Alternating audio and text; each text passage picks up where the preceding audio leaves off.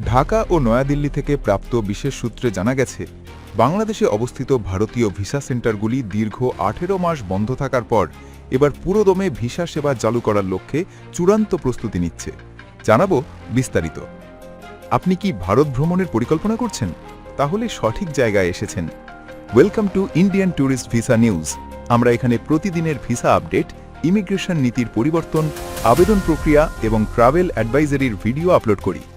আপনি যদি বাংলাদেশ বা অন্য কোনো দেশ থেকে ভারত যেতে চান, তাহলে আমাদের ভিডিওগুলো আপনার কাজে লাগবে। আমাদের চ্যানেলটি সাবস্ক্রাইব করুন এবং বেল আইকনটি প্রেস করুন, যাতে প্রতিটি আপডেট সবার আগে আপনার কাছে পৌঁছে যায়। গত বছর রাজনৈতিক পট পরিবর্তনের পর ভারতীয় মিশনগুলো ভিসা পরিষেবা খুব সীমিত আকারে চালু করেছিল। তবে বর্তমান পরিস্থিতিতে দুই দেশের কূটনৈতিক সম্পর্ক স্বাভাবিকীকরণের অংশ হিসাবে এই সেবা সম্প্রসারণের উদ্যোগ নেওয়া হচ্ছে। ভারতীয় হাই কমিশন সূত্রে জানা গেছে, দীর্ঘ বিরতির পর বিপুল সংখ্যক আবেদনকারীর চাপ সামলাতে ভিসা সেন্টারগুলোর পরিকাঠামো ও জনবল বাড়ানোর কাজ শুরু হয়েছে। এই লক্ষ্যে সেন্টারগুলোতে ধোঁয়া মোছা ও নবায়নের কাজ শুরু হয়েছে এবং ভিসা সেবা প্রদানের জন্য নতুন লোকবল নিয়োগের প্রক্রিয়াও চালু করেছে কর্তৃপক্ষ।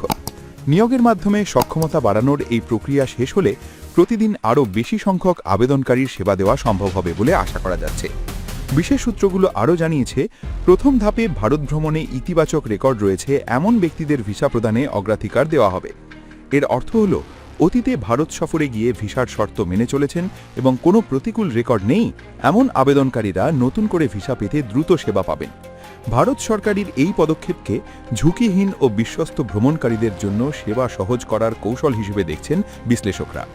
বর্তমানে বাংলাদেশি নাগরিকদের জন্য ভারতের ট্যুরিস্ট ভিসা এখনও পুরোপুরি খুলেনি, তবে সীমিত আকারে মেডিকেল, স্টুডেন্ট, বিজনেস ও ট্রানজিট ভিসা দেওয়া হচ্ছে।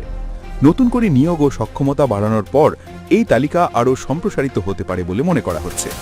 ২০২৬ সালে ভারত ভিসা আবেদন প্রক্রিয়া আরও ডিজিটাল ও ডকুমেন্ট যাচাই ভিত্তিক করার পরিকল্পনা করেছে বাংলাদেশের পররাষ্ট্র মন্ত্রণালয় এবং ভারতীয় হাই কমিশনের কূটনীতিকরা এই উদ্যোগকে দুই দেশের মধ্যকার স্থবিরতা কাটিয়ে ওঠার ইতিবাচক অগ্রগতি হিসাবে দেখছেন। সিলেটে ভারতীয় মিশনের একজন সিনিয়র কাউন্সিলের কর্মকর্তা ইতোমধ্যেই ভিসা পরিষেবা সম্পূর্ণরূপে পুনরায় চালুর বিষয়টি নিশ্চিত করেছেন। এদিকে ভারতীয় ভিসা সেবা স্বাভাবিক করতে ভারতের এই উদ্যোগের জবাবে দিল্লি ও আগরতলায় অবস্থিত বাংলাদেশ মিশনগুলো তাদের ভিসা সেবা সম্প্রসারণের কাজ শুরু করেছে। দুই দেশের কূটনীতিকরা বর্তমান অবস্থাকে দীর্ঘদিন জমে থাকা বরফ গলতে শুরু করার সঙ্গে তুলনা করছেন।